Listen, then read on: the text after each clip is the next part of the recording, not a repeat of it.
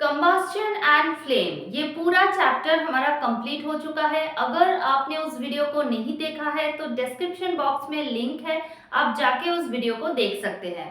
So hello everyone, this is Papiya Mukherjee and welcome back to my channel. आज के इस session में हम शुरू करने वाले हैं एक नया chapter, that is conservation of animals and plants. तो चलिए आज का सेशन शुरू करते हैं। सो चैप्टर का नाम है conservation of plants and animals, यानी कि प्लांट्स एंड एनिमल्स को हमें कंजर्व करना है।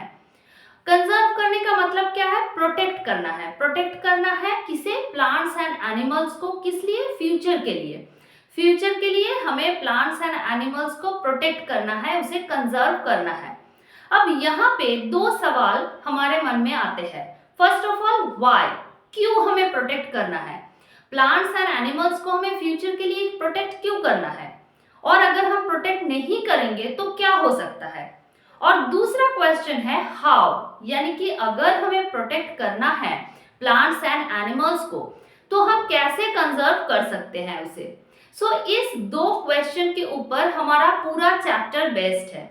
तो चलिए हम इस चैप्टर को शुरू करते हैं। स्टूडेंट्स, ये बहुत ही इंपॉर्टेंट एंड बहुत इंटरेस्टिंग एक चैप्टर है, आप अच्छे से समझते जाइए। एंड ये वीडियो देखने के वक्त आप एक नोटबुक एंड पेन लेके बैठिए। मैं जो भी कुछ इंपॉर्टेंट टॉपिक्स आप लोगों के साथ शेयर करूंगी वो आप नोट डाउन कर लीजिए। सो चैप्टर के पहले जो टर्म हमें देखने को मिल रहा है दैट इज डिफॉरेस्टेशन। डिफॉरेस्टेशन का मतलब क्या है स्टूडेंट्स? क्लियरिंग ऑफ फॉरेस्ट, यानी कि फॉरेस्ट के जो पेड़ पौधे हैं उसे कट करके फॉरेस्ट को बिल्कुल साफ कर देना। अब देखो, डिफॉरेस्टेशन का जो रीजन है वो दो है। डिफॉरेस्टेशन ह्यूमन के वजह से भी हो सकता है, डिफॉरेस्टेशन नेचर के वजह से भी हो सकता है। ह्यूमन के वजह से कैसे होता है? First of all, procuring land for cultivation, यानी कि हम क्या करते हैं, हम जंगल के पेड़ पौधे को काट के जंगल को बिल्कुल साफ कर देते हैं एंड उस जमीन में हम खेती करते हैं, कल्टीवेशन करते हैं। उसके बाद क्या है? बिल्डिंग हाउसेस एंड फैक्ट्रीज, यानी कि जंगल को साफ करके उस जगह पे हम अपना घर बनाते हैं, फैक्ट्रीज बनाते हैं। एंड मेकिंग फर्नीचर और यूज एज फ्यूल, यानी कि हम पेड़ पौधे को काट के वुड को फर्नीचर बनाने के लिए यूज करते हैं एंड उसे एज अ फ्यूल भी यूज कर सकते हैं। सो इस तरीके से ह्यूमन के वजह से डिफॉरेस्टेशन होता है। उसके बाद आता है बाय नेचर। बाय नेचर किस तरीके से डिफॉरेस्टेशन होता है? First of all, forest fire. अब देखो, जब बहुत ज्यादा गर्मी होती है, जब टेम्परेचर बहुत ज्यादा होता है, तब क्या होता है, जंगल में सूखे पत्ते में आग लग जाता है और वो आग बहुत जल्दी जंगल के पूरे पेड़ पौधे में वो आग क्या होता है, स्प्रेड हो जाता है। इससे क्या होता है, एक बड़ा जंगल भी बहुत इजीली बिल्कुल साफ हो जाता है। ठीक है। And the next one is severe drought. ये कैसे होता है? जब बहुत ज्यादा टेम्परेचर होता है, फिर बारिश भी नहीं होती है, तब क्या होता है, मिट्टी बिल्कुल सूख जाता है। ठीक है। सो इस तरीके से भी डिफॉरेस्टेशन हो सकता है।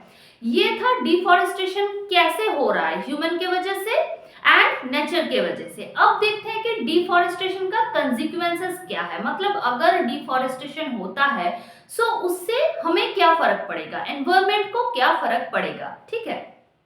Now the topic is consequences of deforestation, यानी कि डिफॉरेस्टेशन के वजह से क्या क्या हो सकता है। अब देखो, फर्स्ट पॉइंट क्या है, increase the level of CO2 in air, यानी कि डिफॉरेस्टेशन के वजह से एयर में CO2 का जो लेवल है, जो अमाउंट है, वो इंक्रीज होता है। कैसे होता है?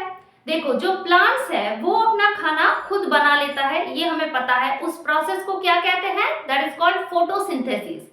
इस प्रोसेस के लिए प्लांट्स क्या करता है, कार्बन डाइऑक्साइड को एनवायरमेंट से एब्जॉर्ब करता है। ठीक है। अब अगर हम प्लांट्स के अमाउंट को एनवायरमेंट में अगर डिक्रीज कर देंगे, अगर हम प्लांट्स को काट के बिल्कुल साफ कर देंगे, तो क्या होगा, बहुत कम अमाउंट का कार्बन डाइऑक्साइड एनवायरमेंट से एब्जॉर्ब होगा। ठीक है। इससे क्या होगा, एनवायरमेंट में जो CO2 का अमाउंट है वो धीरे धीरे बढ़ता जाएगा, इंक्रीज होगा। नेक्स्ट पॉइंट क्या है, that is increase the temperature and pollution on earth, यानी कि अर्थ का जो टेम्परेचर है, एवरेज टेम्परेचर है, वो इंक्रीज होगा एंड पॉल्यूशन होगा। देखो, अगर एयर में CO2 का अगर अमाउंट इंक्रीज होता है तो पॉल्यूशन तो वैसे ही हो रहा है। और जो टेम्परेचर इंक्रीज हो रहा है ये कैसे हो रहा है? सन से जो हीट रेज आती है पृथ्वी पे, पृथ्वी क्या करता है?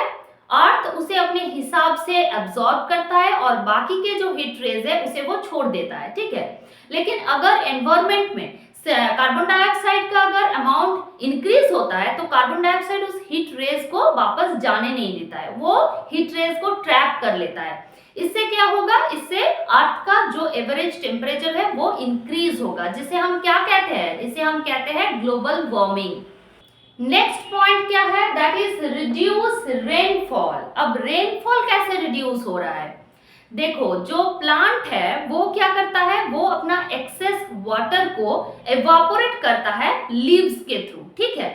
प्लांट्स जो वाटर रूट्स के थ्रू जो वाटर वो एब्जॉर्ब करता है, वो वाटर को वो अपने काम में लगाता है और फिर जो एक्सेस वाटर होती है उसे वो इवापोरेट कर देता है अपने लीव्स के थ्रू।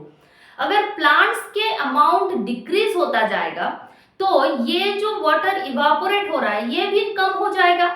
इससे क्या होगा? इससे क्लाउड फॉर्मेशन में डिफिकल्टीज हो जाएगी एंड इनडायरेक्टली ये रेनफॉल को भी डिक्रीज कर देगा, ठीक है।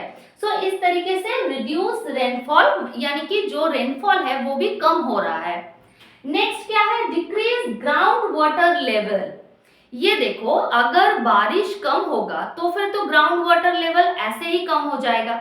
और दूसरा क्या होता है? ये सॉइल का जो वाटर होल्डिंग कैपेसिटी है इसे भी कम कर देता है, ठीक है। सो इस वजह से ग्राउंड वाटर लेवल जो है वो डिक्रीज होता है। नेक्स्ट पॉइंट क्या है? That is decrease soil fertility and increase natural calamities like flood, drought.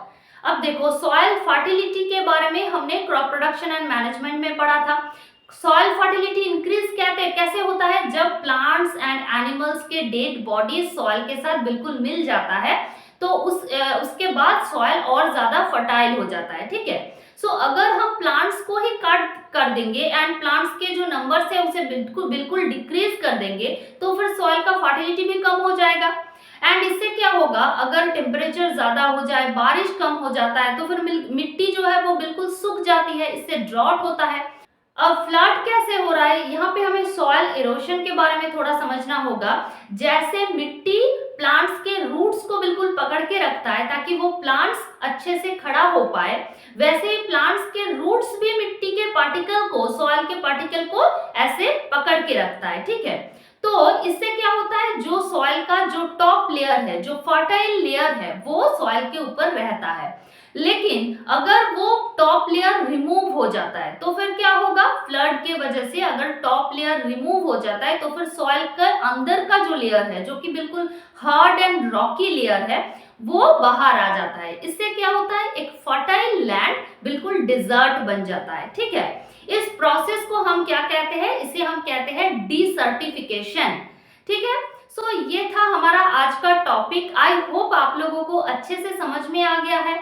अगर अच्छे से समझ में आ गया है तो प्लीज मुझे कमेंट सेक्शन में जरूर बताइए। इस वीडियो को एक लाइक कर दीजिए, अपने दोस्तों के साथ शेयर कीजिए एंड अगर आप चैनल पे नया है तो चैनल को सब्सक्राइब करके बेल आइकन को प्रेस कीजिए ताकि मैं जब भी नया वीडियो अपलोड करूं आपको उसका नोटिफिकेशन मिल जाए। तो चलिए आज का सेशन यहीं पे एंड करते हैं एंड मिलते हैं नेक्स्ट सेशन में। तब तक के लिए बाय बाय।